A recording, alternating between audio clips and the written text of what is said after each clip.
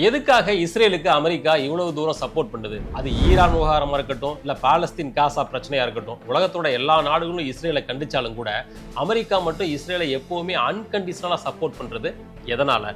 ஐக்கிய நாடுகள் சபையில இஸ்ரேலுக்கு எதிராக ஏதாவது ஒரு தீர்மானம் கொண்டு வந்தாங்க, உடனடியா அமெரிக்கா தன்னுடைய வீட்டு அதிகாரத்தை பயன்படுத்தி அதை தடுத்து நிறுத்துது. அப்படி என்ன இந்த ரெண்டு நாடுகளுக்கு இடையில லவ்?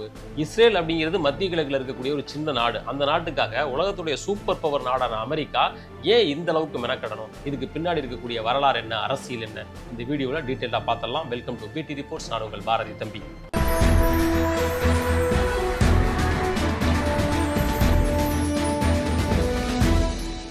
இந்த கதையோட ஆரம்பம் 1948 ஆரம்பிக்குது. அப்பதான் இஸ்ரேல் அப்படின்ற நாடு உருவாகிறதுக்கான தருணம் ஒரு இறுதி எல்லையை அடைஞ்சிருக்குது. ஹிட்லர் யூதர்கள் மீது நடத்திய இனப்படுகொலை காரணமா யூதர்களுக்குன்னு தனியா ஒரு நாடு வேணும் அப்படின்ற ஒரு அனுதாப அலை உலக நாடுகள் எல்லாத்துலயும் எழுந்திருந்த நேரம் அது. இந்த நிலைமையில இஸ்ரேல் அப்படின்னு நாடு உருவாக்கப்படுது. 1948 மே 14 அந்த அறிவிப்பு வந்த அடுத்த 11வது நிமிஷம் இஸ்ரேல் நாட்டை நாங்கள் அங்கீகரிக்கிறோம் அப்படின்னு அமெரிக்கா அறிவிக்குது. அமெரிக்காவுடைய அதிபராக அப்ப இருந்த ஹாரி ட்ரூமன் எடுத்த இந்த முடிவு அமெரிக்காவுடைய வெளியுறவு கொள்கைகள்ல இப்ப வரைக்குமே தாக்கம் செலுத்திட்டு இருக்கு. அந்த அளவுக்கு மிக முக்கியமான முடிவை அன்னைக்கு அவங்க எடுத்தாங்க. இருந்தாலும் கூட அந்த டைம்ல இஸ்ரேலுக்கு அமெரிக்கா நிறைய உதவிகளை செஞ்சுது அப்படின்னு சொல்ல முடியாது. உதவிகள் செய்ய தொடங்கிய ஆண்டு அப்படின்னா 1967. 67ல இஸ்ரேல் மேல சுத்தி இருக்கக்கூடிய எகிப்து, ஜோர்டான், சிரியா மாதிரியான ஒரு 4-5 நாடுகள் போர் தொடுத்து போனாங்க. இஸ்ரேல் அப்படின்ற நாடு அப்பதான் உருவாயிருக்குது. ஒரு சில வருஷங்கள் தான் ஆயிருக்குது. அவங்கள்ட்ட எந்த விதமான ராணுவம் இருக்கு, ரொம்ப பவர்ஃபுல்லான நாடா இல்லையா அப்படின்னு யாருக்குமே தெரியாது. அவங்களுடைய ராணுவ வலிமை எஸ்டாப்ளிஷ் பண்ணப்படலை. இருந்தாலும் அந்த டைம்ல இஸ்ரேல் மேல 4-5 நாடுகள் போர் தொடுத்து போறாங்க. அந்த போர்ல எல்லா நாடுகளையும் வீழ்த்தி இஸ்ரேல் ஜெயிக்குது. இது அமெரிக்காவை ரொம்ப ஆச்சரியப்பட வைக்குது. அப்பதான் அமெரிக்கா வியட்நாம் போர்ல சிக்கி சீரழிஞ்சிட்டு இருந்துச்சு. வியட்நாம்காரங்க இவங்களை வச்சு செஞ்சாங்க. இந்த நிலைமையில அமெரிக்காவோட பாயிண்ட் ஆஃப் வியூல மத்திய கிழக்குல ஒரு குட்டி நாடு உருவாகி ஒரு சில ஆண்டுகளே ஆன நாடு சுத்தி இருக்கிற 4-5 நாடுகளை ஒரு 6 நாள் யுத்தத்துல ஜெயிச்சிருச்சு அப்படின்னு அமெரிக்கா ரொம்ப வியப்பா பாக்குது. இஸ்ரேலை தன்னுடைய கூட்டாளியா பார்க்க ஆரம்பிக்குது. அது மட்டும் இல்ல, சிரியா, எகிப்து மாதிரியான இந்த இவங்களால வீழ்த்தப்பட்ட நாடுகள் இருக்கு இல்லையா, இஸ்ரேலால வீழ்த்தப்பட்ட நாடுகள், அந்த 2 நாடுகளும் அந்த டைம்ல சோவியத் யூனியனோட கூட்டாளியா வேற இருந்தாங்க. சோவியத் யூனியனுக்கும் அமெரிக்காவுக்கும் ஆகவே ஆகாது. ஸோ சோவியத் யூனியனை எதிர்த்த 2 பேரை இஸ்ரேல் வீழ்த்தி இருக்குது. அந்த அடிப்படையிலையும் இஸ்ரேல் அமெரிக்காவுக்கு ரொம்ப நட்பு நாடா, ஒரு இயற்கை கூட்டாளி போல உருவாக ஆரம்பிச்சது. ஸோ 1967 நடந்த அந்த யுத்தம் தான் இஸ்ரேலையும் அமெரிக்காவையும் ரொம்ப நெருக்கமாக கொண்டு வந்துச்சு அப்படின்னு சொல்லலாம். அதற்கு பிறகுதான் ஏராளமான உதவிகளை இஸ்ரேலுக்கு அமெரிக்கா பண்ண ஆரம்பிச்சது.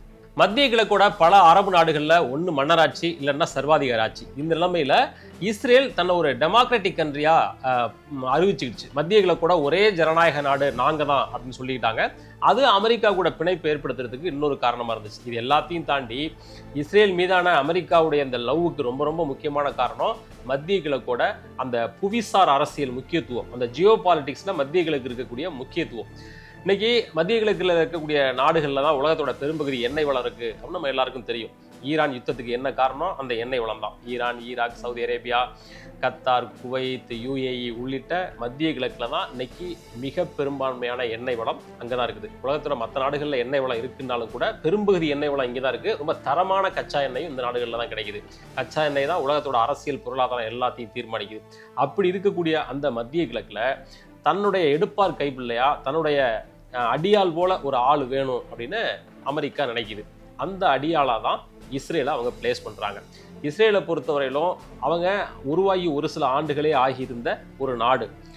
அவங்கள்ட்ட மொசாட் அப்படின்னு சொல்லி மிக வலிமை வாய்ந்த ஒரு உளவுத்துறை இருக்குது. இஸ்ரேலுடைய உளவுத்துறை மொசாத் எந்த அளவுக்கு பவர்ஃபுல்லான உளவுத்துறை அப்படின்னு உலகத்துக்கே தெரியும். அவ்வளவு பெரிய ஆப்ரேஷன்ஸ் அவங்க பண்ணியிருக்காங்க. இஸ்ரேலுடைய உளவு அமைப்போட தகவல்களை அமெரிக்காவுக்கு ஷேர் பண்றது, பதிலுக்கு அமெரிக்கா தன்னுடைய ராணுவ வலிமையை இஸ்ரேலுக்கு கொடுக்கறது அப்படின்ற ஒப்பந்தத்துக்கு அவங்க காலப்போக்கில் பின்னாடி வர்றாங்க. இதுதான் இஸ்ரேலுக்கு அமெரிக்கா சப்போர்ட் பண்றதுக்கான ரொம்ப ரொம்ப முக்கியமான காரணம். இதுக்கு பிறகுதான் அமெரிக்காவும் இஸ்ரேலும் சேர்ந்து பலவிதமான நவீன ரக ஆயுதங்களை உருவாக்க ஆரம்பிச்சாங்க. அயன் டோம், டேவிட் ஸ்லிங், ஏரோ, இந்த மாதிரியான ஏவுகணை பாதுகாப்பு அமைப்புகளை இந்த 2 நாடுகளும் சேர்ந்து தான் உருவாக்குனாங்க. அமெரிக்காவுடைய பணபலம் இஸ்ரேலுடைய அறிவு வளம், இது ரெண்டும் சேர்ந்து தான் இவ்வளவு பெரிய ராணுவ கட்டமைப்பை அவங்க உருவாக்குறதுக்கான காரணம். அது மட்டும் இல்ல, ஈரானுடைய அணுசக்தி திட்டங்களை முடக்கிறதுக்கு அமெரிக்காவும் இஸ்ரேலும் சேர்ந்து தான் பலகாலமா ஒர்க் பண்ணிட்டு இருக்காங்க. கடைசியா நடந்த யுத்தத்துல கூட 2 பேரும் சேர்ந்து தான் ஒர்க் பண்ணாங்க. இப்போ வரைக்கும் அந்த கூட்டணி தொடர்ந்துகிட்டே இருக்குது. அதனால மத்திய கிழக்கை பொறுத்தவரையிலும் இஸ்ரேல் அப்படிங்கிறது அமெரிக்காவுக்கு கண்ணு, காது, மூக்கு எல்லாமாவும் செயல்படுது. அடுத்து ரொம்ப முக்கியமானது, அமெரிக்காவுடைய இஸ்ரேல் ஆதரவு கொள்கையை தீர்மானிக்கிறதுல அதனுடைய உள்நாட்டு அரசியலுக்கு ரொம்ப முக்கியமான பங்கு இருக்கு. அதுல ரொம்ப அடிக்கடி அடிபெற பெயர் AIPAC, அதாவது அமெரிக்க இஸ்ரேல் பொது விவகார குழு. அமெரிக்க அரசியல்ல பணம் தான் பவர். அந்த பவரோட ஒரு முக்கியமான சாவி தான் இந்த AIPAC. இதுதான் அமெரிக்காவில் இருக்கிறதுலேயே இஸ்ரேல் ஆதரவு லாபி குரூப்லேயே ரொம்ப பவர்ஃபுல்லானது அப்படின்னா அது இதுதான். அமெரிக்க அதிபர் தேர்தலிருந்து பாராளுமன்ற தேர்தல் வரைக்கும் வேட்பாளர்களோட பிரச்சாரத்துக்கு AIPAC வழங்குற அந்த பணம் அப்படிங்கிறது ரொம்ப ரொம்ப முக்கியமானது. பல மில்லியன் கணக்கான டாலர் பணத்தை இவங்க ஃபண்ட் பண்றாங்க. இந்த அமைப்பு ஆதரிக்கக்கூடிய வேட்பாளர்கள் அவங்க ஜனநாயக கட்சியா இருந்தாலும் சரி, குடியரசு கட்சியா இருந்தாலும் சரி, அவங்க தான் வெற்றி பெற முடியும் அப்படின்ற நிலைமை யதார்த்தமா அங்க இருக்குது. இதனால அமெரிக்க அரசியல்வாதிகள் இஸ்ரேலுக்கு எதிராக ஒரு நாளும் ஒரு கருத்தையும் சொல்ல மாட்டாங்க. சொல்லப்போனா அமெரிக்காவுடைய வெளியுறவு கொள்கை பல நேரங்கள்ல இந்த இஸ்ரேல் ஆதரவு லாபி குழுக்களோட இன்ஃப்ளூயன்ஸ் மட்டும்தான் தீர்மானிக்குது. இன்னொரு முக்கியமான காரணம் மதம். அமெரிக்காவில் எவாஞ்சலிக்கல் கிறிஸ்டியன்ஸ் கணிசமான அளவுல வாழ்றாங்க. இவங்களுடைய நம்பிக்கையின்படி பைபிள்ல சொல்லப்பட்ட தீர்க்க தரிசனங்கள் நிறைவேறதுக்கு யூதர்கள் தங்களுடைய புனித பூமியான இஸ்ரேல்ல ஒரு தேசத்தை ஆள வேண்டும் அப்படின்றது இவங்களுடைய அசைக்க முடியாத நம்பிக்கை. 1948 இஸ்ரேல் அப்படின்ற ஒரு நாடு உருவாக்கப்பட்டதை இவங்க எப்படி பார்க்குறாங்க அப்படின்னாக்க, கடவுள் யூதர்களுக்கு கொடுத்த வாக்குறுதி நிறைவேற்றப்பட்டது அப்படின்னு பார்க்குறாங்க. இயேசு கிறிஸ்துவோட 2வது வருகைக்கு முன்னாடி ஜெருசலேம் நகரம் யூதர்களுடைய கட்டுப்பாட்டில் இருக்க வேண்டும் அப்படிங்கிறது இவங்களுடைய இறையியலின் அசைக்க முடியாத நம்பிக்கை. அதனால இஸ்ரேலை பாதுகாக்கிறது தங்களுடைய மத கடமை அப்படின்னு நம்புறாங்க. இந்த மத நம்பிக்கை ஒரு அரசியல் நிலைப்பாடா மாறி அமெரிக்க அரசாங்கத்துக்கு கடுமையான அழுத்தத்தை கொடுக்குது. இந்த எவாஞ்சலிக்கல் கிறிஸ்டியன்ஸ் குடியரசு கட்சியோட முக்கியமான வாக்கு வங்கி. அதனாலதான் குடியரசு கட்சியை சேர்ந்த அதிபர்கள் இஸ்ரேல் ஆதரவு நிலைப்பாட்டுக்கு ரொம்ப ரொம்ப முக்கியத்துவம் கொடுக்குறாங்க. இது தவிர யூதேய கிறிஸ்தவ பாரம்பரியம் அப்படின்ற ஒரு கான்செப்டும் இந்த 2 நாடுகளையும் இணைக்குது. அதாவது அமெரிக்காவில் இன்னைக்கு ஃபாலோ பண்ணக்கூடிய சட்டம், கலாச்சாரம் இது எல்லாமே பழைய ஏற்பாட்டை அடிப்படையாக கொண்டிருக்கிறது. அதனால யூதர்களும் கிறிஸ்தவர்களும் ஒரு பொதுவான தளத்தை ஷேர் பண்ணிக்கிறாங்க அப்படின்ற மத அடிப்படையிலான ஒரு கண்ணோட்டம் யூதர்கள்ட்ட இருக்குது. இதுவும் இந்த 2 நாடுகளுக்கு இடையில ஒரு நேச்சுரலான கூட்டணி உருவாகிறதுக்கு காரணமா இருக்கு. ஸோ அமெரிக்காவுடைய இந்த இஸ்ரேல் ஆதரவு நிலைப்பாடு அப்படிங்கிறது வெறுமனே அரசியல் கணக்கு வழக்குகளால மட்டுமில்ல, இது போன்ற ஆழமான மத நம்பிக்கைகளாலையும் தீர்மானிக்கப்படுது. அடுத்து ரொம்ப முக்கியமான விஷயம், ஒவ்வொரு வருஷமும் இஸ்ரேலுக்கு ஆதரவா அமெரிக்கா செய்யக்கூடிய இராணுவ மற்றும் பொருளாதார உதவிகள். அமெரிக்கா தன்னுடைய நட்பு நாடுகளுக்கு ஏராளமான நிதி உதவிகளை ஒவ்வொரு வருஷமும் செஞ்சுக்கிட்டு இருக்கு.